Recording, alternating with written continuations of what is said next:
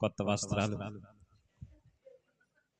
అందరి దగ్గర మంచి వాసనలు వస్తాయి, నూతన వస్త్రాల వాసన. మీరందరూ చక్కగా నవ్వడం చాలా బాగుంది. మీ అందరికి కూడా క్రిస్మస్ శుభాకాంక్షలు. బోలో యేసు మహారాజుకే, రాజుల రాజుకే, ప్రభువుల ప్రభువుకే, త్వరగా రానయ్యున్న యేసు క్రీస్తుకే, నీ కొరకు నా కొరకు తల్లి గర్భంలోకి ఒదిగిన యేసు క్రీస్తుకే. ఈ పక్కన వాళ్ళకి చెప్పండి హ్యాపీ క్రిస్మస్ అని. Happy Christmas. ఈ మాట కూడా చెప్పండి, సంతోషకరమైన క్రిస్మస్ అని చెప్పండి. సమాధానకరమైన క్రిస్మస్. ఓకే, ఈ సంతోషము ఈ సమాధానము మన కుటుంబాల్లో దేవుడు నింపునుగాక. ఈరోజు మీరందరూ రావడం చాలా సంతోషకరం. వాక్యంలోనికి వెళ్దాం, వినండి జాగ్రత్తగా. ఇటు కూడా కూర్చోవచ్చు, కొంచెం ముందుకు సర్దుకోండి అమ్మా, కొంచెం ముందుకు సర్దుకోండి, కొంచెం అరే కొంచెం ముందుకు సర్దుకోండి. హల్లెలూయా, హల్లెలూయా, హల్లెలూయా, హల్లెలూయా, హల్లెలూయా. మహిమ ఘనత దేవునికే కలుగునుగాక. సరే, జాగ్రత్తగా వినండి, ఎవరు డిస్టర్బ్ చేయొద్దు. చాలా విలువైన విషయాలు. క్రిస్మస్ అంటే ఏమిటి? క్రిస్మస్ అంటే ఏమిటి తెలిసిన వాళ్ళు ఒకసారి చేతులు ఎత్తండి. క్రిస్మస్ అంటే ఏంటి చెప్పిందా? చెప్పండి ఒకసారి. క్రిస్మస్ అంటే క్రీస్తును ఆరాధించడం. క్రిస్మస్ అంటే మనం అనుకుంటా ఉంటాం, నేను చిన్నప్పుడు అనుకున్నాను క్రిస్మస్ అంటే కాదు యేసయ్య పుట్టినరోజు అని అనుకునేవాడిని. క్రిస్మస్ ఎప్పుడు ప్రారంభించబడిందంటే 353వ సంవత్సరంలో ప్రారంభించారు. 353వ సంవత్సరంలో పోప్ జూలియస్ అనే వ్యక్తి ప్రారంభించారు. ఎవరు? Pope Julius. అయితే క్రిస్మస్ అంటే క్రైస్ట్ మాస్, అంటే మాస్ అంటే ఆరాధన, క్రైస్ట్ అంటే క్రీస్తు, క్రీస్తు ఆరాధన. క్రిస్మస్ అనగా ఆరాధించుట. ఆయన జన్మించడం ద్వారా చరిత్రను సృష్టించాడు ఆయన. హల్లెలూయా. చరిత్రను ఎలాగూ సృష్టించాడు అంటే ఆయన పుట్టుకతోనే కాలము మధ్యగా సీలిపోయింది. ఎలా? క్రీస్తు పూర్వం, క్రీస్తు శకం. చెప్పండి ఒకసారి, క్రీస్తు పూర్వం, క్రీస్తు శకం. ఇప్పుడు ఈ క్రిస్మస్ పండుగ మనం ఒక్క చోట రామనగరంలోనే జరుపుకుంటామా? బేతేల్ చర్చిలోనే కాదు, ప్రపంచంలో ఉన్న దేశాలన్నీ కూడా జరుపుకునే ఏకైక పండుగ క్రిస్మస్. హల్లెలూయా. ఏదన్నా పండగలు చేయాలనుకుంటే మన మధ్యలో జరుగుతాయి, భారతదేశంలో అట్లా జరుగుతాయి. కానీ ప్రపంచవ్యాప్తంగా ఎన్ని దేశాలు ఉన్నాయి, అన్ని దేశాలలో ఈరోజు క్రిస్మస్ పండుగ చేస్తాయి. నిజమైన దేవుడు ఆయనే అనడానికి అదొక రుజువు. హల్లెలూయా. అయితే ఈ క్రిస్మస్ రోజున మామూలుగా అయితే మనం క్రిస్మస్ అనగానే పండగ వస్తుంది అని అన్న వెంటనే ఇంట్లో ఉన్న అంట్లు, పైన ఎప్పుడో ఎక్కించిన దబరాలు, ఇంకా ఎప్పుడు వాడని, సంవత్సరానికి ఒక్కసారి ఉతకడానికి మాత్రమే ఉంటాయి ఆ పక్క బట్టలు ఇంట్లో, ఉతుక్కోవడానికి మళ్ళీ వాడుకోవడానికి ఉండవు. పక్క బట్టలు, వస్త్రాలన్నీ శుభ్రపరుచుకోవడం, ఇల్లు కడుక్కోవడం, ఇంకా బూజులు దులుపుకోవడం, రంగులు వేయించుకోవడం, పిండి వంటలు చేసుకోవడం. మా చిన్నప్పుడు క్రిస్మస్ పండుగ వస్తుందంటే మాకు ఒక సంతోషం. టిఫినీలు నిండా, ఒక టిఫినీలు, 2 టిఫినీలు అరిసెలు, చక్రాలు, జంతికలు అంటారు కదా, చక్రాలు, చెక్కలు, గవ్వలు అట్లా చేసి పెట్టేవాళ్ళు అమ్మోళ్ళు. పండుగ అన్న వెంటనే మాకు గుర్తొచ్చేది ఏంటి అంటే నూతన వస్త్రాలు, కొత్త బట్టలు వస్తాయి. బట్టలు వేసుకొని, చిన్నప్పుడు కొత్త బట్టలు వేసుకొని ఆ బజార్ మొత్తం, ఏం పని ఉండేది కాదు నాకు, బజార్ మొత్తం నడుచుకుంటూ వెళ్ళి మళ్ళీ వెనక్కి వచ్చావు. ఏం పని ఉండేది కాదు నా బట్టలు. మళ్ళీ నా బట్టలు చూడండి అని చెప్పను. వెళ్ళేది ఎందుకు? వెళ్ళేది ఎందుకు? దాన్ని పట్టుకోకూడదు, చూపించుకోవడానికి. పండుగ ఎలా మారిపోయింది అంటే కొంతమంది భక్తిని చూపించుకుంటున్నారు, వినాలి జాగ్రత్తగా. కొంతమంది వస్త్రాధారణ చూపించుకుంటున్నారు, వినండి జాగ్రత్తగా. కొంతమంది అయితే పండగని అడావుడిగా చేసేస్తూ ఉన్నారు. కానీ వాస్తవంగా నిజమైన పండుగ ఆరాధించడం, సాగిల పడడం. ఏంటి? ఆరాధించడం. సాగిల పడిపోయేది ఎప్పుడు అనుకున్నారు? సాగిల పడేది ఎప్పుడు అనుకున్నారు? మనల్ని మనం, మన హృదయాలు, మన శరీరం అంతా కూడా ఆయనకి సమర్పించేశాము. ఏంటి సాదృశ్యం? ఏంటి? మన హృదయము, మన శరీరం అంతా కూడా ఆయనకు సమర్పించుడా. యేసయ్య చేతికి వెళ్ళిపోతే, అరే పలానా స్కూల్లో ఒక టీచర్, హెడ్ మాస్టర్ బాగా లెసన్స్ చెప్తారు, ఆ టీచర్ కి మా కుర్రోడిని అప్పగించాలి. టీచర్ గారు ఒక దెబ్బ కొట్టైనా మా అబ్బాయిని మీ చేతికి అప్పగిస్తున్నాం అని అప్పగిస్తారు. హాస్టల్స్ లో జాయిన్ చేసేటప్పుడు హాస్టల్ వార్డెన్కో లేకపోతే స్కూల్ కో అప్పగిచ్చేస్తాం పిల్లల్ని. కానీ దేవునికి మన పిల్లల జీవితాలను గాని, మన జీవితాలు గాని సమర్పించలేదు. ఎందుకని? పిల్లలందరూ ఎప్పుడు వచ్చారు? పిల్లలు ఎప్పుడు వచ్చారు ప్రార్థనకి? 11:30కే వచ్చారా? లేదు, అమ్మోళ్ళు వెనకాల నిదానం వస్తారు. ఎందుకని? మీకేమైంది? ఎందుకని వస్తున్నారట? యవనస్తులు కదా మీరు, పరుగుని రావాలిగా. ఆరాధించాలి. కోరాహు కుమారులు అయితే దేవుని మందిరానికి వెళ్దామని చెప్పినప్పుడు నా హృదయం ఎంతో ఉప్పొంగుతుందంట, సంతోషిస్తుంది. గొంతులు వేస్తూ ఎలా అంటే తంతి వాయిద్యాలతోనూ, తంబూరాతోనూ, సితారాతోనూ ఆయనను కొనియాడడానికి వెళ్తున్నానని ఉత్సాహ గానాలతో దేవుని మందిరానికి వచ్చేవారు. హల్లెలూయా. క్రిస్మస్ అంటే హృదయపూర్వకంగా ఆయనను ఆరాధించడం. అయితే క్రిస్మస్ అంటే కొన్ని విషయాలు. క్రిస్మస్ సంతోషం.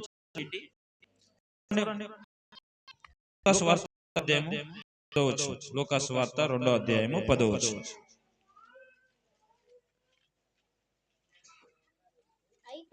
అయితే ఆ దూత భయపడుకుడి, ప్రజలందరికీ మహా సంతోషకరమైన సువర్తమానము నేను మీకు తెలియజేయుచున్నాను. దూత భయపడుతున్న వారి దగ్గరికి భయపడుకుడి అని చెప్పింది. రోజు మనం ఏ విషయాలను బట్టి కానీ, ఏ సమయాన్ని బట్టి కానీ, ఏ పరిస్థితులను కానీ పడుతూ ఉంటాం. ఇలా కొత్త వస్త్రాలు వచ్చినా కంటూ హృదయంలో కొంత భయం, అప్పుల భయం, అనారోగ్య భయము, పిల్లల భయం మనల్ని ఆవరిస్తుంది. నాడు రక్షకుని ఎదురు చూస్తూ ఉన్నారు. ఏ రోజు ప్రభు వారు తెలిసిందా? ఏ రోజుకి తెలిసింది. గొర్రెల కాపరులకు తెలిసిందా? తెలిసింది. ఇంకా పరిశోధకులకు తెలిసిందా? పరిశోధకులు అంటే జ్ఞానులకు తెలిసిందా? తెలిసింది. కానీ వాళ్ళు క్రీస్తు పుట్టాడు అని తెలుసుకున్న తర్వాత కొంతమంది అయితే ఆయనను ఆరాధించడానికి వారికి ఉన్న సంపద అంతా, పశువులను అన్ని విడిచిపెట్టి ఆయనను ఆరాధించడానికి వచ్చేసారు. కానీ కొంతమంది అయితే ఆరాధించకుండా, క్రీస్తు పుట్టాడని తెలిసి కూడా ఆరాధించకుండా చంపాలని చూసిన వాళ్ళు ఉన్నారు. క్రీస్తును గూర్చి వార్త నీ దగ్గరికి వచ్చినప్పుడు నువ్వు ఎలాగూ రెస్పాండ్ అవుతావు అనే ప్రాముఖ్యమైన విషయం. యథార్థమైన, శుద్ధమైన, పవిత్రమైన హృదయంతో ఆయనను ఆరాధించడానికి నువ్వు సమర్పించుకుంటున్నావా? లేకపోతే అంతేలే, ఆ మాటలన్నీ అట్లే ఉంటాయి, ఇప్పుడు ఇంతే కఠినపరుచుకున్నావా? హేరోదు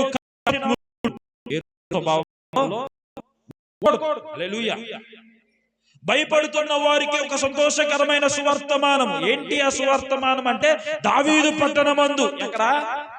దావీదు పట్టణమందు నేడు రక్షకుడు. హల్లెలూయా. ఎందుకు సంతోషించాలి వాళ్ళు? ప్రజలందరికీ కలగబోవు మహా సంతోషం వేరు, మహా సంతోషం. వినండి. మహా సంతోషం ఎవరికి? నీ ఇంటికో కాదు. మా అమ్మాయి పుట్టింది నాకు మొన్న, నాకే సంతోషం. మీకేమైనా సంతోషం ఉండిద్దా?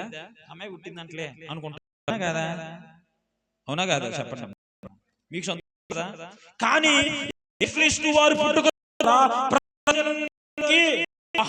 సంతోషకరం. ఎందుకు సంతోషకరం అంటే ఆయన ఎవరో విమోచకుడు, మన ఆపదలో ఆదుకోవాడు. కన్నీరు అనుకున్న మనలను చేయి విడిచిపెట్టి మనలను గాయపడి మన కన్నీరుకి ఇంకా ఎంత కారణమైనా గాని ఆయన మన ప్రక్కన ఉండి మన కన్నీరు తుడిచే దేవుడు ఆయన. హల్లెలూయా. మనము బాధపడుతుంటే, మనము చింతిస్తుంటే, మనము కుమిలిపోతుంటే, మనము నలిగిపోతుంటే ఆయన మన బాధ, మన చింత, మన కుమిలి అంతటిని దూరం చేసి ఇదిగో నేనున్నా రక్షకుని. హల్లెలూయా. రోగము నుండి రక్షణ, నిత్య మరణము నుండి ఆయన మనలను రక్షిస్తాడు. ఎక్కడి నుండి రక్షిస్తాడు? మరణ బంధకాలలో ఉన్న వారినైనా ఆయన రక్షిస్తాడు. హల్లెలూయా. అందుకు ఆయన రక్షకుడు. ప్రభువా నేను ఆపదలో ఉన్నాను, ఎలాంటి అపాయం, ప్రభువా నేను ఈ పాపంలో పడిపోయాను, వ్యభిచారంలో దొంగ పడిపోయాను, ఇంకా పడిపోయాను, ఇంకా మన ఆశలన్నీ కూడా అపవాది లోకం పెట్టుకుని ఆశ, నువ్వే దేవుడుగా నీ పైన ఆశ పెట్టుకోవాల్సిన మేము పెట్టుకొని ఎన్నో నిరాశ గృహాలకు గురైపోయాం. ప్రభువా అయినా నన్ను క్షమిస్తావా? క్షమిస్తాడు. ఆవిడ ఒక ఆయన చేసుకుంది, పెళ్లిగా ఒక ఆయన ఉంచుకుంది, 2 ఆయన ఉంచుకుంది, 3 ఆయన ఉంచుకుంది, 4 ఆయన ఉంచుకుంది, 5 ఆయన ఉంచుకుంది, 6 ఆయన కొరకు సిద్ధపడుతుంది. ఇప్పుడు 6 ఆయన కోసం సిద్ధపడుతుంది. ఎంతమంది? 6గురితో. అంత ఘోరమైన సమరయ స్త్రీ దగ్గరికి యేసయ్య వచ్చాడు. హల్లెలూయా. ఎందుకు? ఆమెను నిత్య నుండి పరలోకానికి ఆయన మనకు వచ్చింది. ఒక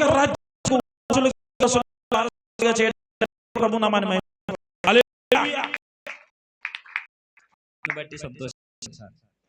వస్త్రాలతో వచ్చే సంతోషం ఎంతవరకు? సాయంత్రం అయ్యాక చూడండి, కాసేపుడు చూడండి. ఆడవాళ్ళు కొంతమంది పట్టు చీరలు కట్టుకుని వస్తారు కదా, అడవుడు చూడండి. ఇప్పుడు కాదు,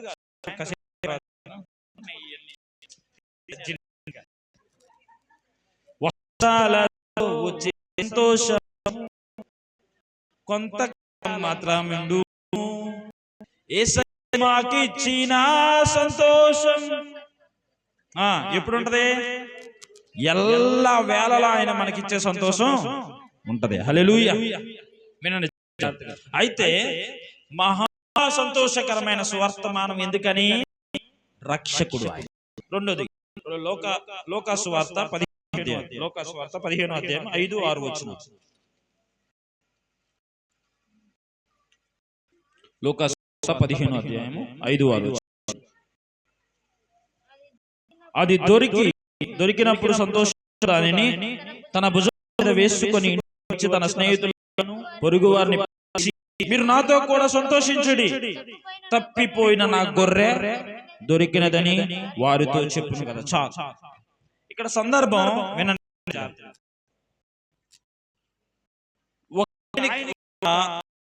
100 గొర్రెలు ఉన్నాయి. 100 గొర్రెలు.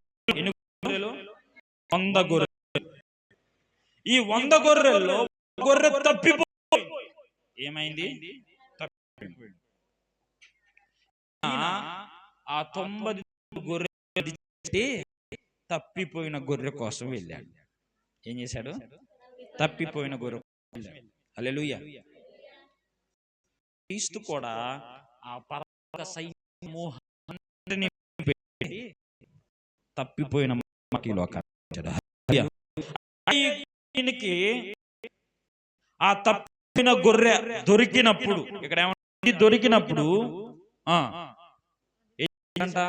సంతోషముతో దాన్ని భుజం మీద వేసుకుని వచ్చి స్నేహితులను, ఇరుగు పొరుగు వారిని పిలిచాడు. భుజం మీద వేసుకున్నాడు. ఇంతకు ముందు ఎప్పుడైనా భుజం మీద వేసుకున్నాడా అంటే అది తెలియదు. ఇప్పుడు వేసుకున్నాడు. ఏం చేశాడు? తప్పిపోయావు కదా అని విడిచిపెట్లా, నశించిపోయాము కదా అని విడిచిపెట్లా, దారి తొలగాము కదా అని విడిచిపెట్లా. ఇస్తూ ఏం చేశాడు ఆయన? ఏం చేశాడు? కొండ మధ్యలో ఎక్కడ పోయిందో వెతికినప్పుడు ఉంటది ఆ భయం. ఏ విష సర్పం చిక్కిందో, ఏ క్రూరాలకు చిక్కిందో, పసి గొర్రె పిల్ల అనే భయం ఉంటదా వెతికేటప్పుడు? ఉంటదా ఉండదా? ఉంటదే. అలాంటి సమయంలో కూడా గొర్రె దొరికిన భుజముల మీద వేసుకొని తన స్నేహితులను, ఇరుగు పొరుగు వారిని పిలిచాడు. పిలిచి నాతో కూడా ఏం చేయడానికి రావాలి? సంతోషానికి రావాలి. ఎందుకని? తప్పిపోయిన గొర్రె దొరికింది. హల్లెలూయా. మనకి ఏదన్నా పోయింది దొరికితే ఎంత సంతోషంగా ఉంటుందో, చాలా సంతోషంగా ఉంటుంది. ఒక వస్తువు పోయిందో, మనకున్న టెన్షన్, మనకున్న ఆందోళన, అయ్యో ఇంత విలువైనది పోగొట్టు. కానీ అప్పుడు వెతికేటప్పుడు ఆందోళన, దుఃఖం ఇవన్నీ ఉంటాయా? అమ్మా వాక్యం వినండి. వాక్యం ఉంటదా? ఉండదు. పిల్లలను కనే తల్లులను అడగండి, ఎంత యాతన, ఎంత దుఃఖపడతారో, కనక ముందు ఎంత బాధపడతారు.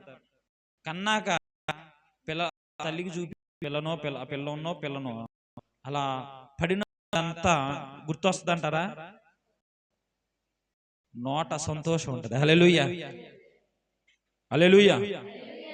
తప్పిపోయిన ఈ నా గొర్రె దొరికింది, మీరు నాతో కూడా సంతోషించుదురుకొని రండి. క్రీస్తుని గురించిన వార్త సంతోషమైనది కదా, వర్తమానము సువార్త సంతోషమైనదా? అప్పుడు నేను రక్షించబడ్డాను, నేను తప్పిపోయాను, క్రీస్తు వెదకి రక్షించాడు నాకు. ఇప్పుడు మీరు కూడా నాతో కూడా సంతోషించండి అని పిలవాలి. హల్లెలూయా. తర్వాత 15 వచ్చేసి, అది అయినప్పుడు తన చలికి పొరుగు వారిని నాతో కూడా సంతోషించి నేను పట్టుకొని నా నాణ్యము దొరికినని వారు. 10 వెండి నాణ్యాలు. ఎన్ని వెండి నాణ్యాలు? 10 వెండి నాణ్యాల్లో ఒక నాణ్యం పోయింది. ఆ రోజుల్లో గౌరవ ప్రధానికి గుర్తు, విలువకు గుర్తు, సంపదకు గుర్తు ఏంటిది? వెండి నాణ్యం. పోయినప్పుడు వీళ్ళంతా వెతుకుతుంది. అక్కడ వస్తువులు, ఇక్కడ వస్తువులు, అంతా కింద అంతా వెతుకుతుంటే ఎక్కడో మంచం కిందో ఎక్కడో దొరికింది. పోయిన నాణ్యం దొరికినప్పుడు ఈమె ఏమంటుందంటే, ఇక్కడ ఏమంటుంది? ఇక్కడ 9వ వచనంలో, అది దొరికినప్పుడు తన తల్లి వారిని పిలిచి నాతో కూడా సంతోషించుడి, నేను పోగొట్టుకొని నాణ్యము దొరికినదని వారు. అటువంటి వారు మనసు పొందు ఒక పాపి విషయమై దేవుని దూతల ఎదుట సంతోషము కలిగినని మీతో చెప్పుచున్నాను. అటువలే, చదవండి ఒకసారి. అటువలే మారు మనసు పొందు ఒక పాపి విషయమై దేవుని దూతల ఎదుట సంతోషం. హల్లెలూయా. నువ్వు మారు మనసు పొందితే ఎక్కడ సంతోషం అంట? సర్వోన్నతమైన స్థలంలో దేవునికి మహిమ, ఆయనకి ఇష్టలైన ప్రజలకు భూమి మీద సమాధానం. ఎవరు పాడారు ఈ పాట? సింగర్ ఎవరు అనుకున్నారు తెలుసా? దేవదూతలు. ఈ భూలోకంలో ఎంతమంది సింగర్లు వచ్చినా గానీ ఒక్క దేవదూత స్వరం కంటే మించలేదు. అంత గొప్ప స్వరం, వినసొంపైనది. ఆ దేవదూతలు వచ్చి ఇలా దేవుణ్ణి స్తుతిస్తూ ఉన్నాయి. సర్వోన్నతమైన స్థలములలో దేవునికి మహిమ. ఫస్ట్ సింగర్ ఆమె. ఇప్పుడు ఏదో మనం క్రిస్మస్ పాటలు పాడుకుంటున్నాం కానీ ఫస్ట్ సింగర్ ఎవరు అనుకున్నారు? యేసయ్య దగ్గర పాడింది దేవదూతలు. దేవదూతలు చేశాడు ఆయన. హల్లెలూయా. దేవదూతలు అంటే గొప్పగానే చేశాడు. కానీ దేవదూతలు వచ్చి సువార్త ప్రకటిస్తాయా? కానీ దేవుడు మనకు ఆదేశం ఇచ్చాడు. హల్లెలూయా. దేవదూతలు చేయలేని గొప్ప పని అప్పగించాడు. అయితే ఈ నాణ్యము దొరికినప్పుడు ఎలా కలిగిద్దో, అలా తప్పిపోయిన దొరికినప్పుడు ఎలాగ సంతోషం కలిగిద్దో, అలాగే పాపి మారు మనసు పొందితే పరలోకంలో దేవుని దూతలు ఎవరికి సంతోషం అంట? దేవునికి సంతోషం. హల్లెలూయా. ఆయన మనలను సంతోషపెట్టాలని కోరాడు. ఆయన మనలను ఉంచాలని, మన నోట ఆయన సంతోషం ఉంచాలని, ఆయన మహిమతో మనలను చెయ్యాలని, ఆ మహిమనంతటిని విడిచిపెట్టి స్వరూపమైనను సొగసైనను లేనివాడిగా మార్చబడడానికి కారణం ఏంటంటే సంతోషం మన హృదయాల్లో దేవుడు అనుగ్రహించాలి. హల్లెలూయా.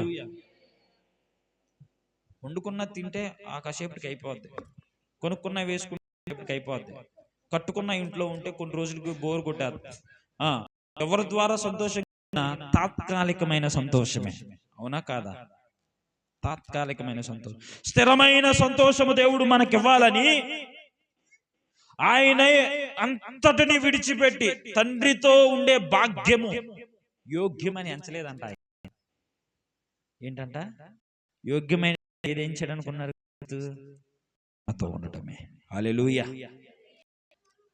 ఎందుకు ఆయన ఈ లోకానికి రావాల్సి వచ్చిందంటే తప్పిపోయిన త్రోవ తప్పి తిరిగి నాణ్యము వలె అలాంటి సమయంలో ఆయన మనలను వెదకి రక్షించాడు. ఇంకొక మాట చూడండి, అధ్యాయం 24 వచ్చేసి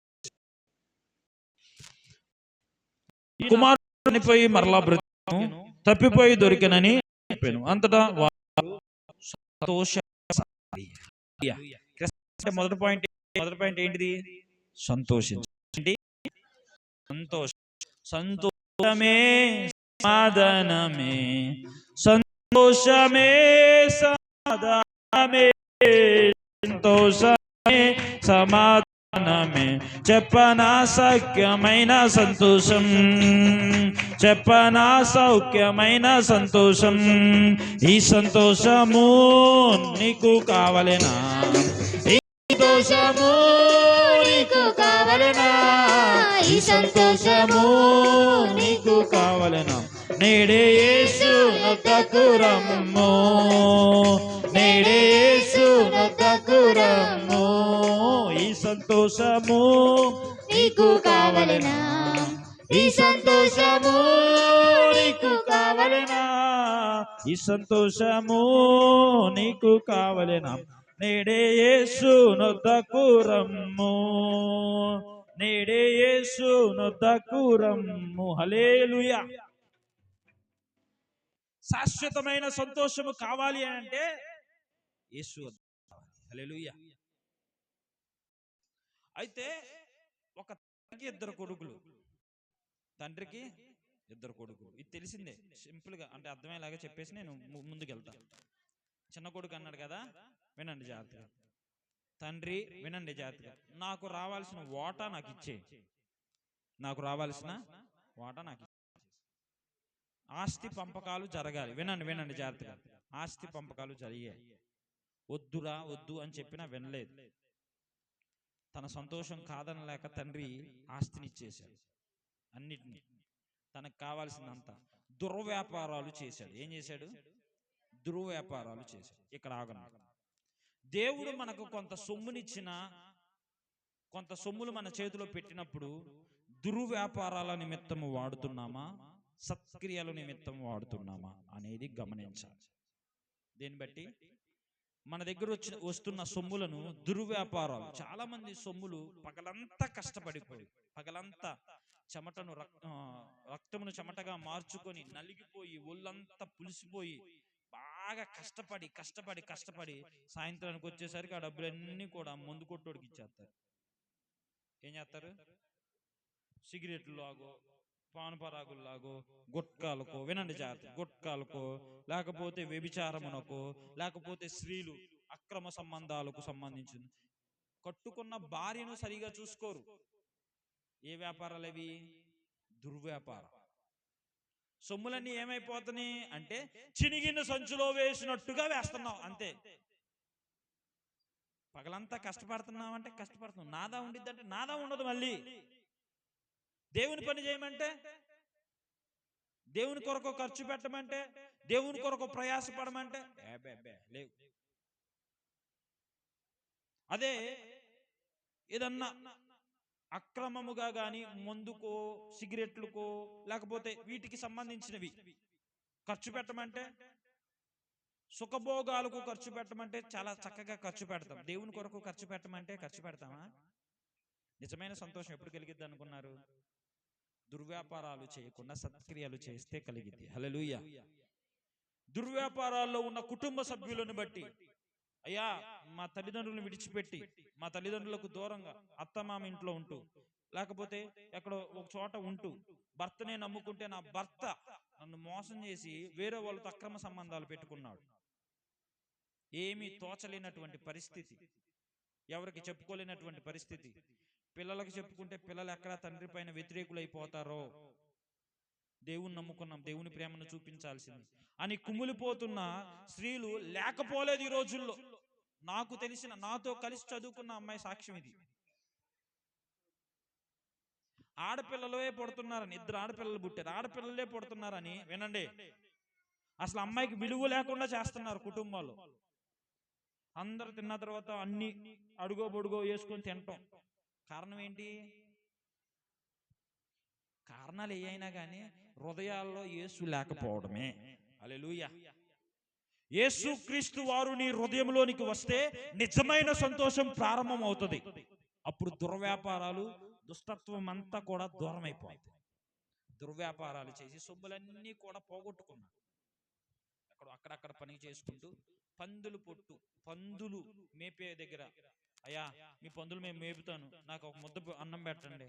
వాళ్ళు పెట్టే ముద్ద చాలక వాళ్ళ తండ్రి పెద్ద ఆస్తిపరుడు, చాలా ఆస్తిపరుడు.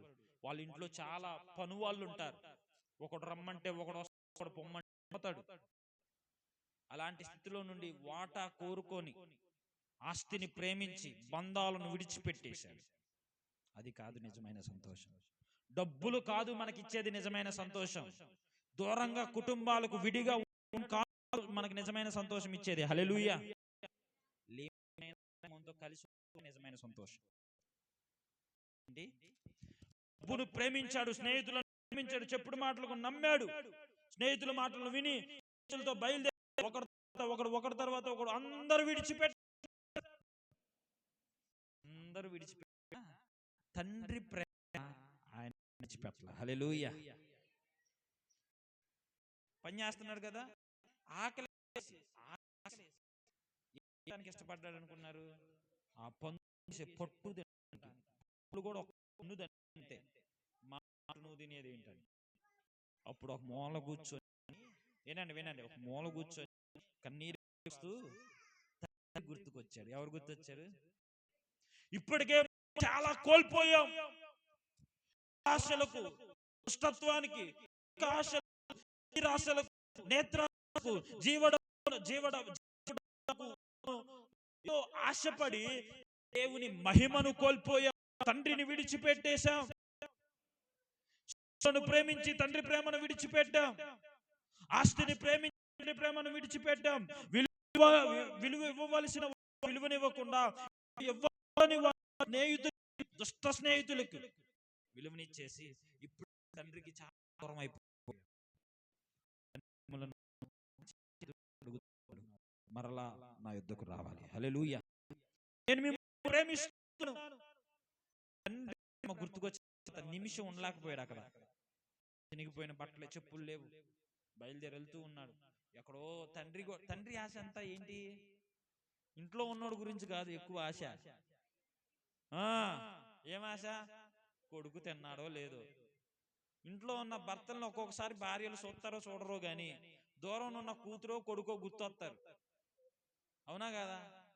వినండి జాగ్రత్తగా. అమ్మ ఏమనుకుంటారు? మా పిల్ల తిన్నాడు, మా పిల్ల తిందో లేదు, వాళ్ళ ఒక పూట కడుపు లేదు, ఆలోచిస్తారా? కన్న తండ్రులు ఆలోచిస్తారు, కన్న తల్లులు ఆలోచిస్తారు. కన్న ప్రేమ కదా, ఆలోచిస్తూనే దీర్ఘంగా చూస్తున్న సమయంలో కుమారుడు కనపడ్డాడు.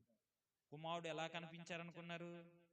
అందమైన వస్త్రాలు కాదు, అందమైన మొహంతో కాదు, చింపిరిపోయిన జుట్టు, చినిగిపోయిన వస్త్రాలు, నడుచుకుంటూ నాకు పోగొట్టుకున్నా అయినా నా తండ్రి స్వీకరిస్తాడా?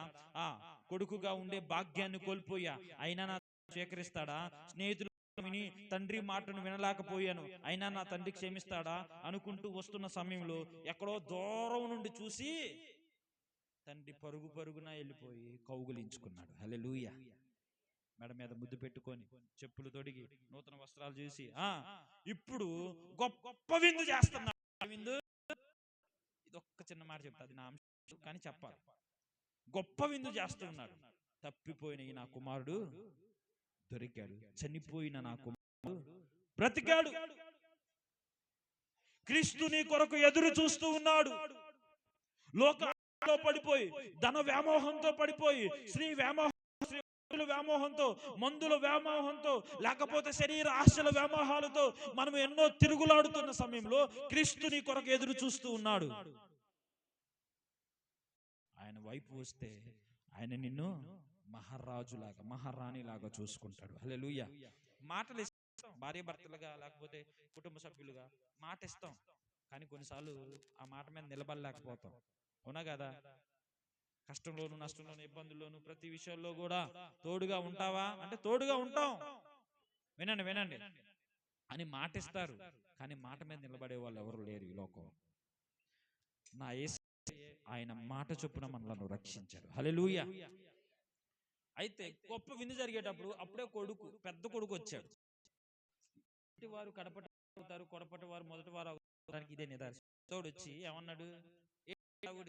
అయ్యా, నీ తమ్ముడు తప్పిపోయి దొరికాడు, ఇక్కడ నేనున్నాను కదా, ఒక్క గొర్రె నాకేమి, అరే ఆస్తితో నీదే కదా, ఎవరు పెద్దోడదా కాదా, వారసుడే అయినా కాదా, ఎవరు పెద్దోడే, ప్రధానుడు, నీదే కదా, మళ్ళీ గొర్రె వెంబడి మొదటి వారు కడపటి వారు అవడ అని అంతానికి నిదర్శనం. హల్లెలూయా.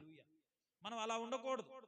క్రీస్తు ఎరిగి తప్పిపోయిన మనము, లేకపోతే తొలగిపోయిన మనము క్రీస్తు వస్తే ఆయన స్వీకరిస్తాడు. ఈ పండుగ రోజున ఆయన స్వీకరించడమే శాశ్వతమైన సంతోషాన్ని మన హృదయాల్లో నింపుతాడు. హల్లెలూయా. దుఃఖములన్నీ దూరపరుస్తాడు ఆయన, వేదనంతా దూరపరుస్తాడు ఆయన, కన్నీరంతా తుడిచివేస్తాడు ఆయన, మన హృదయంలో ఉన్న భారాలన్నీ తీసివేసి ఆయన మనకు శాంతి సమాధానాలను అనుగ్రహింపచేస్తాడు. హల్లెలూయా. రెండవదిగా స్పీడ్గానే చెప్తాను, సాగిల పడడం. జ్ఞానులు ఏం చేశారు? వాళ్ళు ఎవరు అనుకున్నారు? పరిశోధకులు. ఆషామాషాకు చూసేవాళ్ళు కాదు. ఆషామాషాకు చూసేవాళ్ళు అందరూ నక్షత్రాన్ని చూస్తారు. అరే ఈ నక్షత్రం ఎందుకు పుట్టింది అని చూస్తారా? అంత పాండిత్యము కలిగిన వారు, జ్ఞానము కలిగిన వారు, మెల్కియార్, కాస్పర్, బత్తాసార్, వాళ్ళ ముగ్గురు పేరు ఏమేంటి? మెల్కియార్, కాస్పర్, మెల్కియార్, కాస్పర్, బత్తాసార్, వీళ్ళ ముగ్గురు. మెల్కియార్, కాస్పర్, బత్తాసార్, వీళ్ళ ముగ్గురు జ్ఞానుల పేరు. బంగారము, సాంబ్రాణి, బోలం. కానుక కాదు అక్కడ విలువైనది. ఏంటిది? కానుక కాదు విలువైనది, సాగిల పడడం అనేది విలువైనది. ఏంటి? కానుకలు కాదు. అట్లా చెబుతున్నానని మరి కానుకలు ఇట్లా ఈ మధ్య డెకరేషన్ ఎవరు మాట్లాడాల, మీకేసి కొంతమంది నిర్లక్ష్యంగా ఉన్నారు. సరే, మీరు అట్లా అంటే దేవుడిని ఆశీర్వదిస్తారు.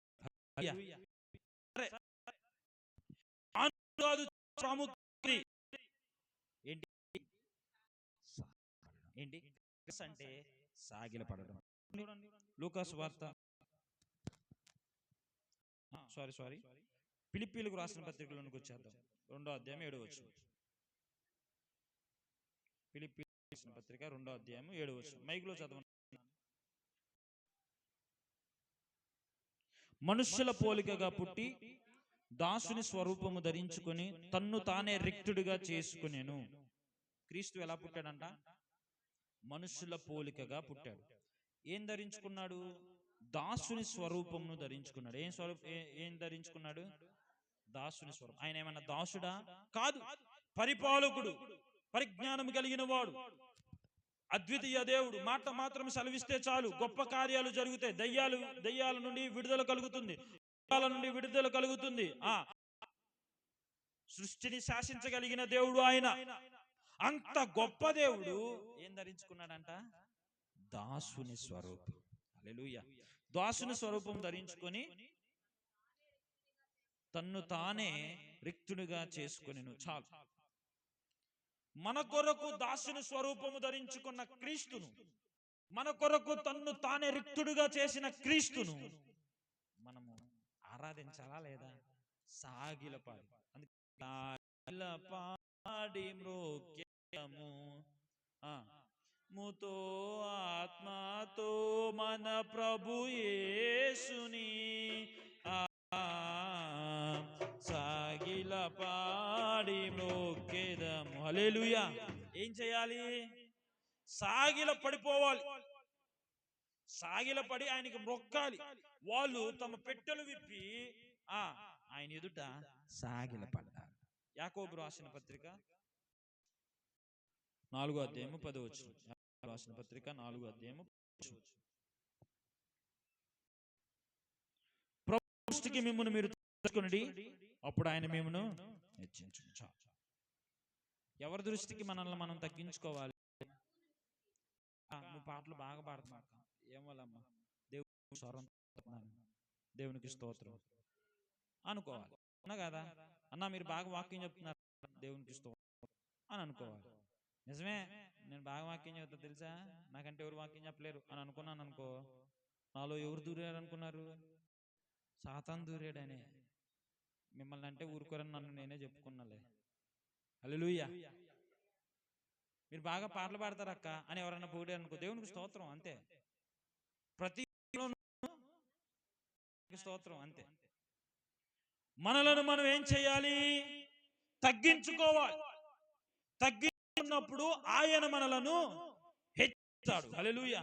తగిన కాలమందు ఆయన మనలను హెచ్చిస్తాడు. ఆయన మనల్ని హెచ్చించే సమయం ఒకటి ఉంది. మనల్ని హెచ్చించే సమయము ఇక్కడ పెట్టే, కొంచెం వాక్యంలో కొంచెం ఆయన మనలను హెచ్చిస్తాడు. తగిన కాలమందు ప్రార్థన చేసి తగిన కాలమందు ఆయన మనల్ని ఏం చేస్తాడు? నా వైపు దృష్టి నిలపండి, నా వైపు దృష్టి నిలపండి. మీరు తగిన కాలములో ఆయన మనలను చెప్పాలి ఆయన మనలను హెచ్చిస్తాడు. ఎప్పుడైతే కొంతమంది హెచ్చించుకుంటారు కొన్ని విషయాల్లో, మాకంటే గొప్ప వాళ్ళు లేదు, మేము చేసినట్టు ఎవరు చేయలేరు, మేము చూసినట్టు ఎవరు చూడలేరు. వినండి జాగ్రత్తగా, వినండి నా వైపు అని హెచ్చించుకుంటారు. కానీ మనం అలాగూ హెచ్చించుకునేవారుగా ఉండకూడదు.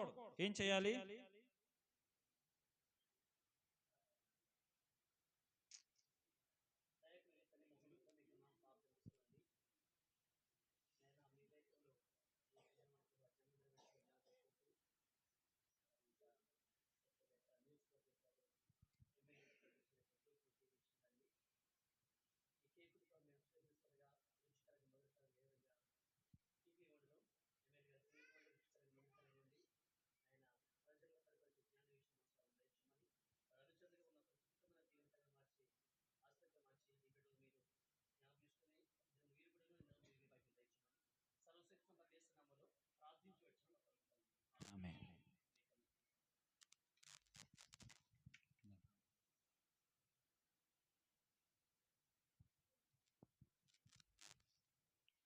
ఒకసారి కళ్ళు మూసుకోండి అందరూ, ఒకసారి కళ్ళు మూసుకోండి.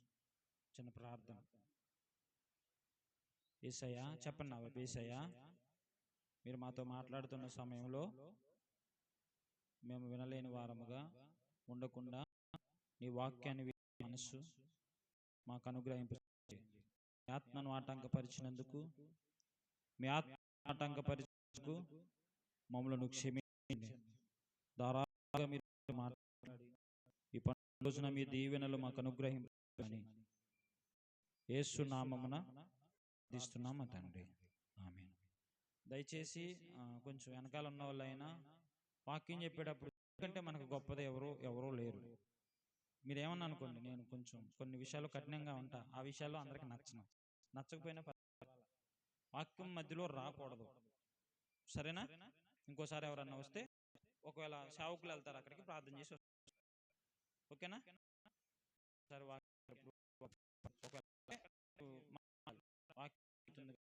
మాట్లాడుతున్నారు మీరు మధ్యలో అని అనాలి.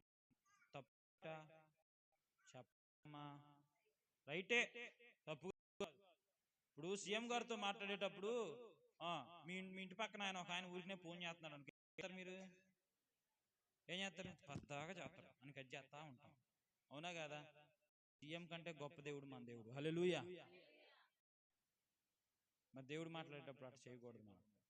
చెప్పాలి కాబట్టి చెప్పా. ఎన్నారా బాగుపడతాం, వినలేదా? పిచ్చోళ్ళు అంటారు మేము, రాళ్ళేసి కొడతారు మేము.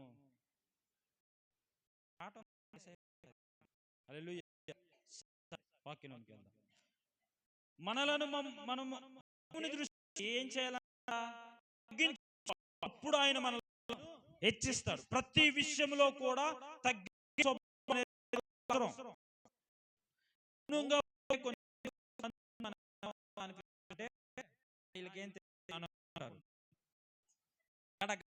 మాట్లాడతారు కొంతమంది. అవసరమైన వాళ్ళకి సంబంధం ఉండదు, మాట్లాడాలి కాబట్టి మాట్లాడతారు. వచ్చి కొంతమంది అలాంటి వాళ్ళు ఎదురవుతారు. వాళ్ళకి మనకేం సంబంధం ఉండదు, వాళ్ళు మనకి ఏమి లేదు, ఎవరు అంతే. మాట్లాడమను 100 మాటలు మాట్లాడి వెళ్ళిపోతారు అంతే. హల్లెలూయా. ఉపయోగం లేని మాటలు. మనకి ఎవరు కావాలి? ఎవరి మాటలు కావాలి? దేవుని మాటలు కావాలి. మన జీవితాలు కట్టేది దేవుని మాట, మన జీవితాలను బాగు చేసేది దేవుని మాట, మన జీవితాలను కట్టేది దేవుని మాట. ఆయన మాట ద్వారానే మనము ఈ లోకములో ఉన్న దుష్టులను, అపవాదిని, తంత్రాలను, అపవాది శక్తులను జయించగలుగుతాము. ఆయన మనలను గణపరిచే దేవుడు. హల్లెలూయా. ఇప్పుడు ఎప్పుడు ఆయన మనల్ని హెచ్చించే వరకు ఆగాలి. ఏం చేయాలి? మనల్ని మనం హెచ్చించుకోకూడదు, ఆయన హెచ్చించే వరకు ఆగాలి. కీర్తన గ్రంథం 97వ వచనం. కీర్తన గ్రంథం 97వ అధ్యాయము 7వ.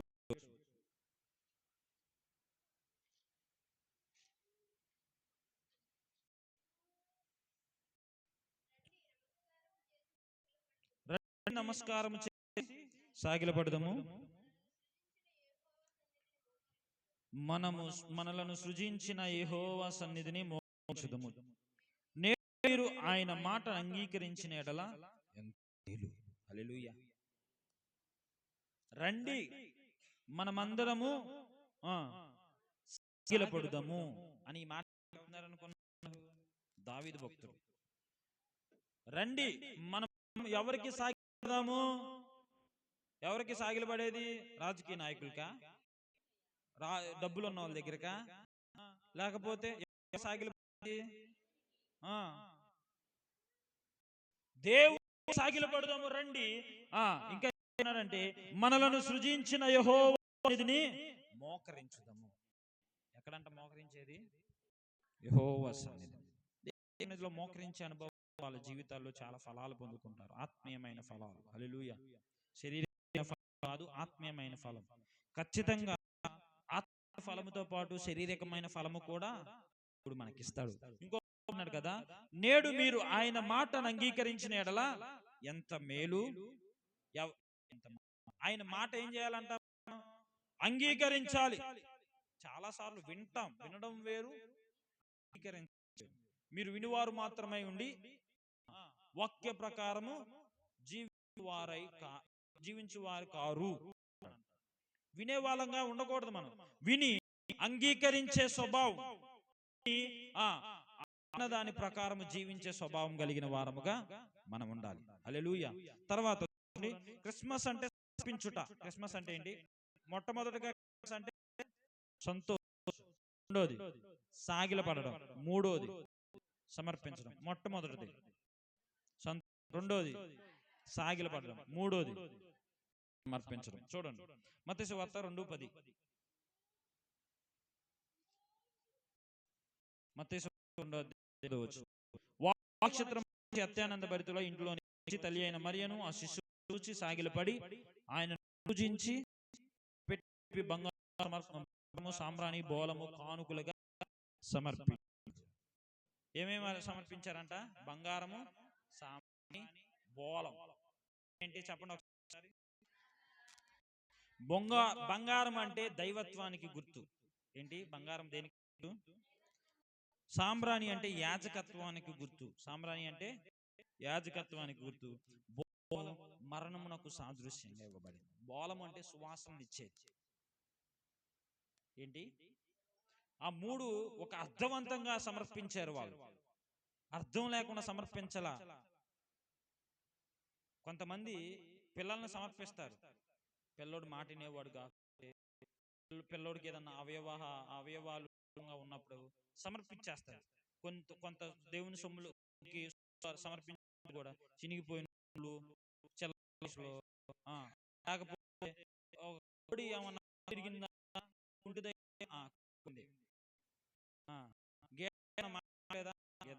ఏ మనకు ఉపయోగపడో అవి దేవుని కొన్నిసార్లు. అయితే వీళ్ళు ఒక అర్థవంతముగా సమర్పించారు. ఈ క్రిస్మస్ రోజున మనం నేర్చుకోవాల్సినవి, వాళ్ళు బంగారము దేనికి సాదృశ్యము? దైవత్వానికి సాదృశ్యంగా ఉంది. దేనికి సాదృశ్యముగా ఉంది?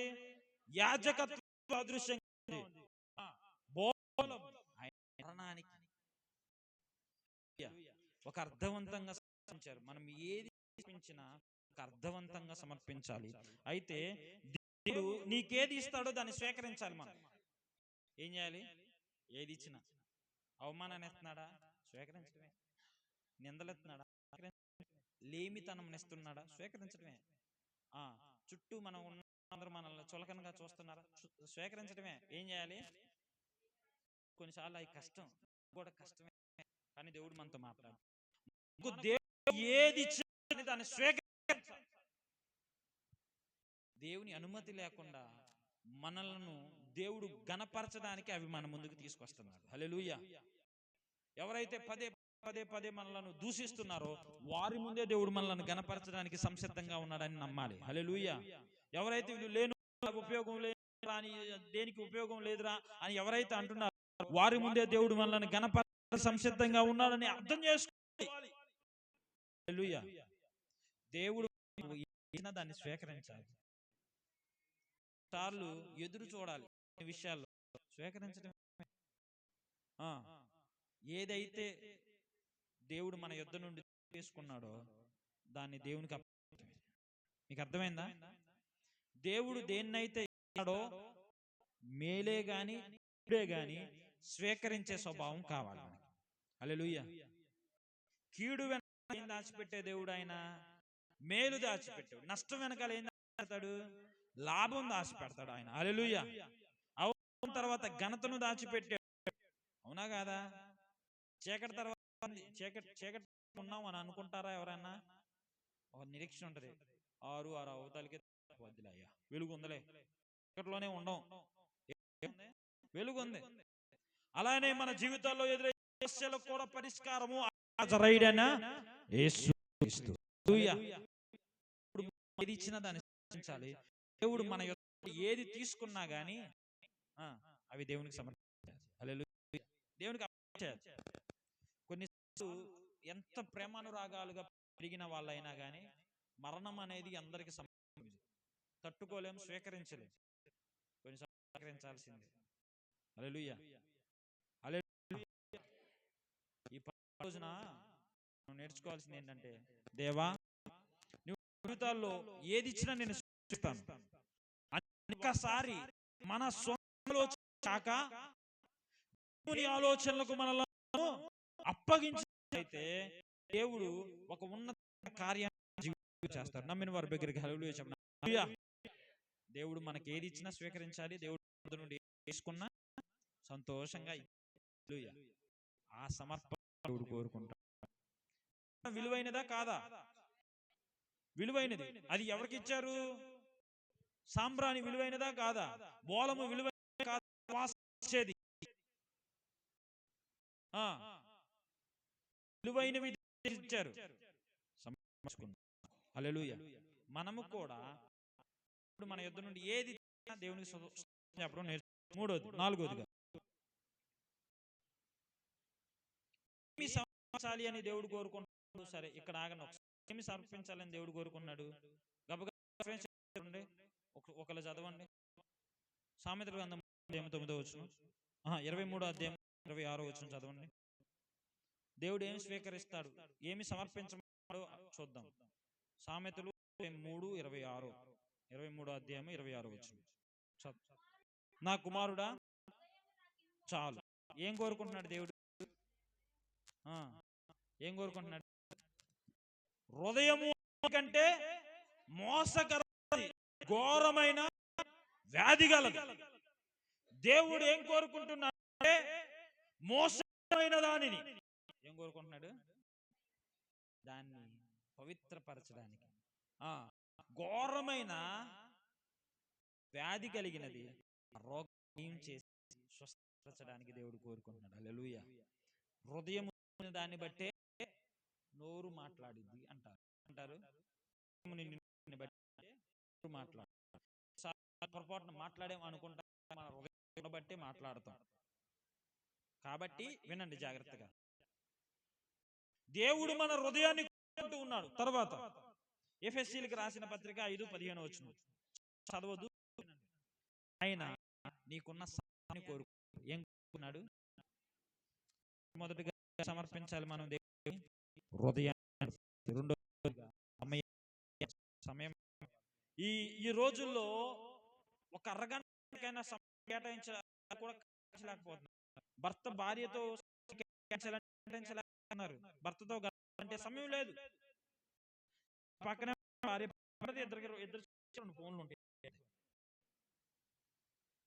భర్తతో మాట్లాడరు, భార్య భర్తతో మాట్లాడరు, పిల్లల తల్లిదండ్రులు మాట్లాడరు, పిల్లలతో మాట్లాడరు. అన్నిటికీ ఏం మాట? Busy busy busy. ఏమైపోయాం? సమయాన్ని ఇవ్వట్లేదు, కుటుంబానికి ఇవ్వట్లేదు, దేవునికి ఇవ్వట్లేదు. దేవుడు కోరుకుంటున్నాడు కదా సమయమును సద్వినియోగం అంటున్నాడు ఆయన. నీకున్న సమయం కొంతకాలమే, ఎంతవరకు బ్రతుకుంటామో తెలియదు. ఇప్పుడు నేను సాయంత్రం పోతా తెలియదు. బ్రతుకులు మనయ్యే. ఆయన వారంటీ అంటే ఎందుకు వద్దనాలి? ఉంటది గ్యారెంటీ. ఉండిద్దా ఉండదా? షర్టుకు ఏమన్నా గౌక్కున మారి పడ్డా ఏమన్నా ఉంటాయో, కొన్ని వస్త్రాలు కొంటాయి, అన్ని గ్యారెంటీ. ఫోన్ గ్యారెంటీ ఉంటది. దీనికి ఉందా గ్యారెంటీ? 2 ఉంది. అన్నిటికీ గుండె గ్యారెంటీ అనేది ఉందా? అంతే. ఈ సమయమే ఎప్పుడు మన ప్రాణాలు మనం పోతామో తెలియదు. విలువైన బంధాలను ఎక్కడ విడిచిపెట్టకూడదు. హల్లెలూయా. కుటుంబాన్ని విడిచిపెట్టకూడదు. దేవుడు సమయం పోనివ్వక సద్వినియోగం చేసుకోవాలి. దేవుని సమర్పించాలి. 4వదిగా ఇంకోటి జీవమైన శరీరాలు. ఏమన్నాడు ఆయన? 12వ అధ్యాయం రాసిన పత్రిక 1వ వచనం ఉంటుంది. సజీవమైన నగముగా ఆయన మనలను కోరుకుంటాడు. నిండిపోయి ఎప్పుడు పొందుతారంటే సమయం ఉందిలే, ఇంకా వయసు చూస్తేనే 45-50 ఉంటుంది, ఇంకా సమయం ఉండదు. ఏంటి అమ్మ బాప్తిస్మం ఎప్పుడు తీసుకుంటారు? ఇప్పుడు కాదులే, ఇప్పుడు కాదులే అను మనం సమయాన్ని స్కిప్ చేస్తూ ఉంటాం. ఇప్పుడు ఇచ్చిన అవకాశాలన్నీ పోగొట్టుతూనే ఉంటాం. కానీ ఏదో ఒక రోజున మారిపోయిన సమయం మరలా రాదు. సొమ్ములను సంపాదించుకోవచ్చు, పోగొట్టుకున్న బంధాలు మరలా రావు. వినండి జాగ్రత్తగా. సమయం వచ్చిద్దా? రాదు. యవ్వనం వచ్చిద్దా? నీ భార్యతో గడిపే సంతోషకరమైన దినాలు ఏమైనా ఉంటాయా? ఉండవు. పోగొట్టుకున్నావు, సద్వినియోగం చేసుకోలేదు. దేవుడు సద్వినియోగం చేసుకోవాలి. ఆ సమయాన్ని నువ్వు నాకు ఇవ్వు. అన్నిటికీ బిజీగా. ఏంటమ్మా నేను రాలేదు, అసలు టైమే ఉండట్లే. ఏం పని చేస్తున్నాయి? ఏమైనా ఉద్యోగం చేస్తున్నారు? ఏమైనా ₹1,00,000 ఏమైనా శాలరీ వస్తున్నాయంటే ఉండదు. 2 లక్షలు ఏమైనా జీతమా అంటే ఉండదు. కానీ ఏముండదు? వాళ్ళకన్నా టైం ఉండిద్దిలే, కానీ మనకు ఉండదు టైం. ఎందుకని? పిల్లలతో ప్రేమగా అమ్మ బాగా చదువుకుంటున్నావా, టయానికి తింటున్నావా అని పిల్లలతో మాట్లాడడానికి టైం ఉండదు. వినండి, ఎంతసేపు అయినా ఫోన్లో గడపడానికి సమయం ఉంటుంది. కాబట్టి సమయాన్ని మనం ఏం చేయాలి? సద్వినియోగం చేసుకోవాలి. సజీవమైన శరీరాలుగా ఆయనకు మన శరీరాలను అప్పగించాలి. ఏం చేయాలి? అపవిత్రతతో నింపుకోకూడదు. శరీరాలు రోగాలతో నింపుకోకూడదు. రోగాలు మనమే నింపుకునేది, ఎవరో నింపుకోరు.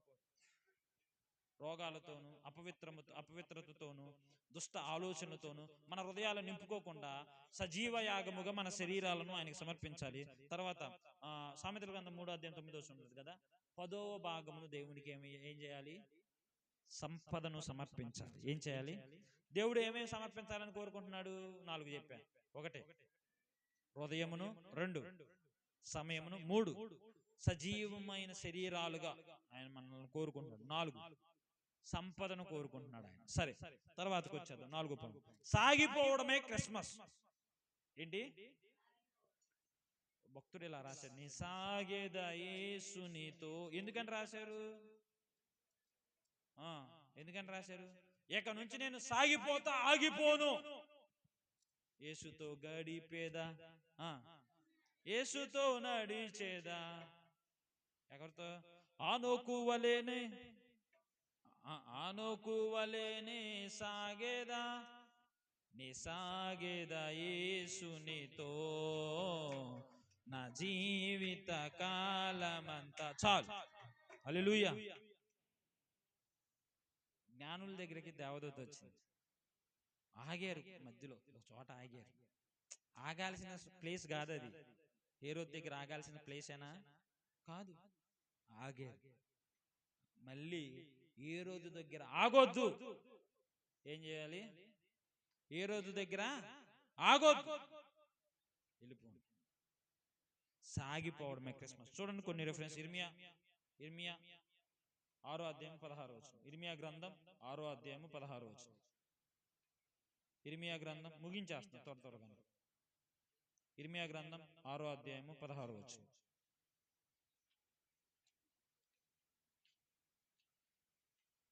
తీసారా? చదవండి, తీసిన వాళ్ళు ఎవరన్నా ఉంటే. 6వ అధ్యాయం 16వ వచనం.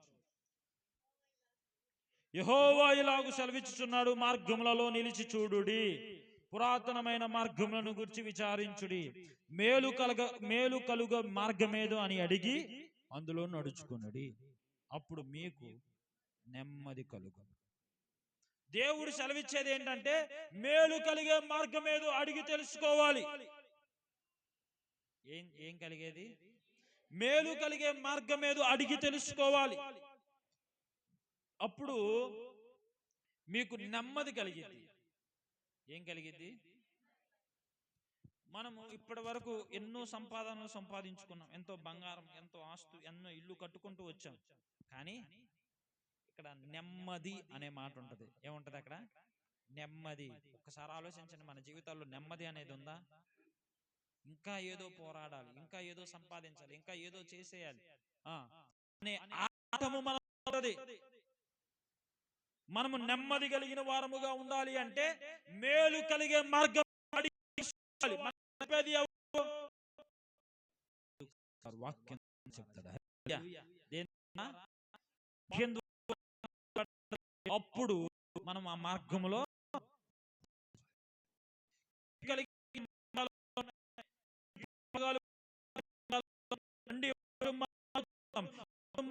నిందలు పైన అవమానాలు వేద్దాం అని ఆ కుటుంబాలుగా వచ్చే వాళ్ళు ఉంటారు. అమ్మో, ఈ కుటుంబంతో మనం మాట్లాడలేమురా. మేలు కలిగించే వాళ్ళ కాదు. కొన్నిసార్లు మేలు కలిగే మార్గం ఏదో అడిగి తెలుసుకోవాలి. అడగక ముందే క్రీస్తు వాక్యం, దేవుని వాక్యం ద్వారా దేవుడు మనతో మాట్లాడుతున్నాడు. ఆనాడు జ్ఞానులు అడగలా. అడక్క ముందే స్వప్నమందు మరలా జ్ఞానులకు దూత ప్రత్యక్షమై, ఇదిగో హేరోదు వద్దకు మీరు వెళ్ళొద్దు. ఎక్కడికి వెళ్ళొద్దు? ఎందుకని వెళ్ళొద్దు అన్నారు? స్వభావం కలిగిన వాడు, స్వభావం కలిగిన వాడు, కలిగిన వాడు అలాంటి క్షమించేశాను మిమ్మల్ని, కానీ ఇక ఆగొద్దు. ఏమంటున్నారు? ఇక ఎన్నడు ఆగొద్దు. సాగిపోవాలి. అవమానాలు వచ్చి ఆగిపోతాం, కృంగిపోతాం. డబ్బులు లేవని ఆగిపోతాం, కృంగిపోతాం. బాధలు కలిగాయని ఆగిపోతాం, కృంగిపోతాం. ఏంటి? ప్రార్థనకి రాలేదు, ప్రార్థన ఆగిపోయాం. ఎందుకని? కృంగిపోయాం, నలిగిపోతున్నాం, ఇబ్బంది పడుతూ ఉన్నాం, సమస్యల్లో ఉన్నాం, శోధనలో ఉన్నాం, అవమానాల్లో ఉన్నాం. ఎందుకు ఆగిపోయావు? దేవుని కొరకు సాగిపోయే ఒక సాధనముగా మనం ఉండాలి. హల్లెలూయా. అందుకనే గురి వద్దకు నేను పరిగెత్తుచున్నాను అని అన్నాడు. ఆగిపోకూడదు, సాగిపోవాలి. చూడండి 9వ అధ్యాయం, లోకాసు వార్త 9వ అధ్యాయం 23వ వచనం. లోకాసు వార్త 9వ అధ్యాయం 23వ వచనం. తీసారా? మరియు ఆయన అందరితో ఎట్లా, ఎవడైనాను నన్ను వెంబడింపగోరిన యెడల ఉపేక్షించుకోవాలి. ఏం చేయాలంట? ఉపేక్షించుకోవాలి. అనండి, ఇక్కడ ఆగిపోండి, ఇక్కడ జాబ్ సమయం లేదు కాబట్టి వినండి జాగ్రత్తగా. ఉపేక్షించుకోవడం అంటే ఏంటి? ఉపేక్షణ కాదు, నిరాకరించుకోవడం. ఈ పదాలు వస్తాయి. ఉపేక్షించడం అంటే ఎదరించుకోవడం. ఉపేక్షణ. తెలుగు టీచర్లు ఎవరు లేరు మన. ఉపేక్షించుకోవడం. ఇక నాదంటూ ఏమీ లేదు, ఏమీ అది లేదు, నన్ను నేను తీసేసుకున్నా, నాలో ఉన్నాడు. తన్ను తగ్గించుకొని ఉపేక్షించుకొని ఉపేక్షించుకొని నాణ్యతము.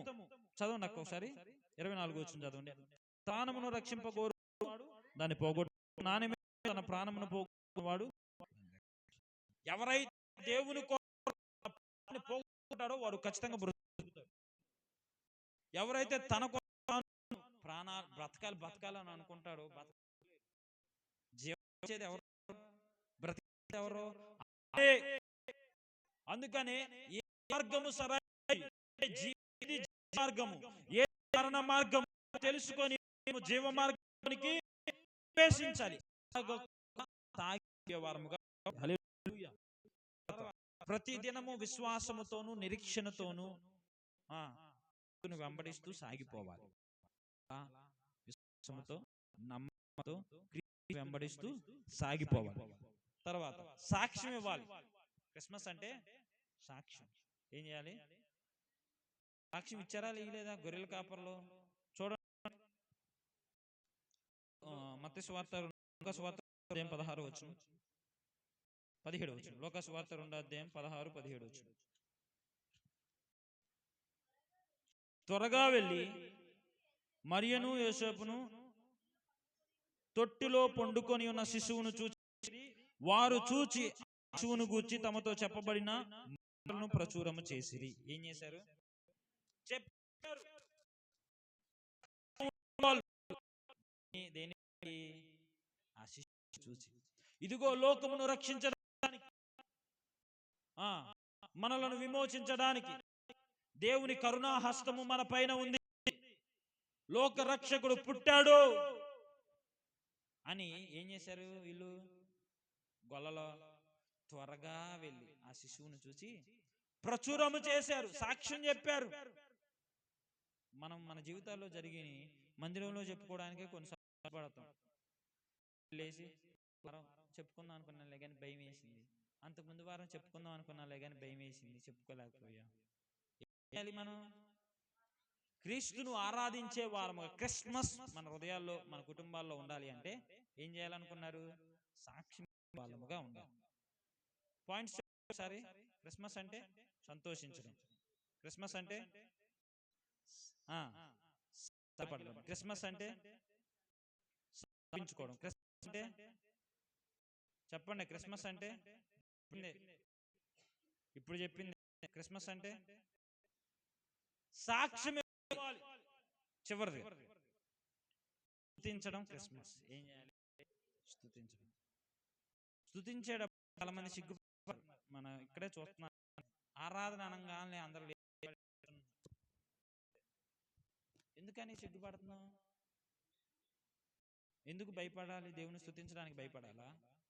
మనలను తన స్వరూపంలో చేసి స్తుతించడానికి లేదు.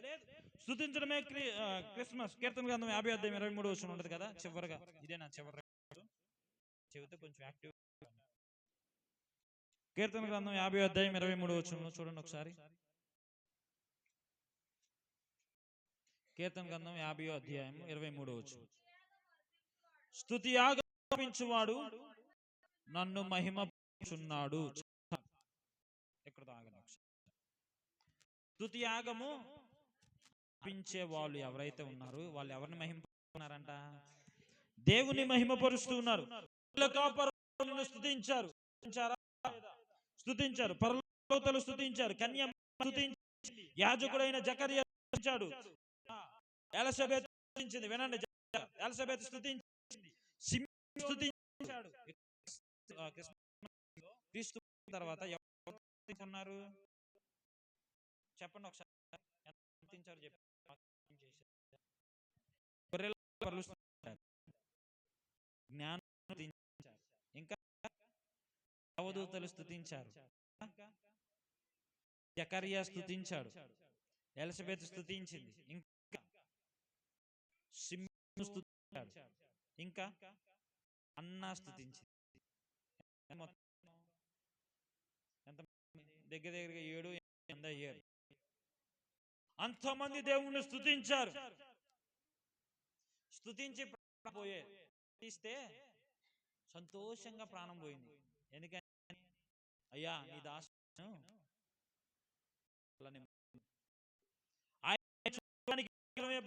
ఎవరో సిమ్యోను మందిరంలోనికి తీసుకొచ్చాడో నాదా సత్యవుడా అని సిమ్యోను స్తుతించాడు. అన్నా కూడా అదే సమయంలో ప్రార్థన చేసుకుంటాను. అన్న ఏం చేస్తుంది? ప్రార్థన చేసుకుంటాను. ఇప్పుడు ఒక్కసారి చెప్పండి అమ్మా, నేను కూర్చుంటాను. క్రిస్మస్ అంటే ఏంటి? ఫస్ట్ నుంచి క్రిస్మస్ అంటే సంతోషించడం, దేవుడు మన దుఃఖాలను దూరపరిచి సంతోషించును గాక.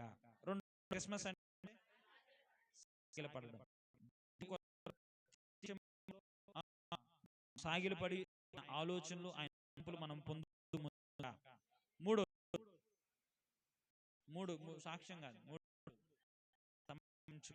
ఏం చేయాలి? దేవునికి ఏమేమి విన్నాము? హృదయాన్ని, జ్ఞానం, సాంబ్రాణి, బోళం సమర్పించాలి, హృదయమును సమర్పించాలి, సమయమును సమర్పించాలి, ఇంకా సంపదను సమర్పించాలి. ఇంకొకటి ఉంటది, సమయమును, హృదయమును, ఇంకోటి సంపదను, ఇవి సమర్పించాలి దేవునికి. తర్వాత క్రిస్మస్ అంటే సాక్షి. లాస్ట్ చివరిది క్రిస్మస్ అంటే ఇంకో మధ్య సాగిపోవడం అనేది ఉంటుందిగా, మిస్ అయ్యారుగా. క్రిస్మస్ అంటే సాగిపోవాలి, ఆగిపోకూడదు. చివరిది ఏంటి? క్రిస్మస్ అంటే స్తుతించాలి. క్రిస్మస్ అర్థమైంది ఇప్పుడు మీకు? ఒకసారి అందరూ చెప్పండి. క్రిస్మస్ అంటే అందరూ చెప్పాలి. అందరూ క్రిస్మస్ అంటే సంతోషం. రెండో క్రిస్మస్ అంటే సాగి. మూడో క్రిస్మస్ అంటే సమర్పించుకోవడం. నాలుగోది క్రిస్మస్ అంటే సాగిపోవడం, సాక్ష్యం ఇవ్వడం. నాలుగు. ఐదోది క్రిస్మస్ అంటే సాగిపోవడం. ఆరో క్రిస్మస్ ఎన్ని అర్థాలు క్రిస్మస్ కి? 6. సరేనా? దేవుడు ఈ ఆశీర్వాదాలు మన కుటుంబాల్లో ధారాళంగా చేయనుగాక.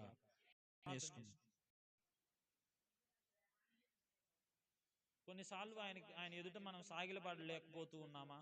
ప్రభువా, నా హృదయాన్ని నీకు సమర్పిస్తూ ఉన్నాను, నేను సాగిలపడుతూ నీ సన్నిధిలో వేడుకుంటూ ఉన్నాను.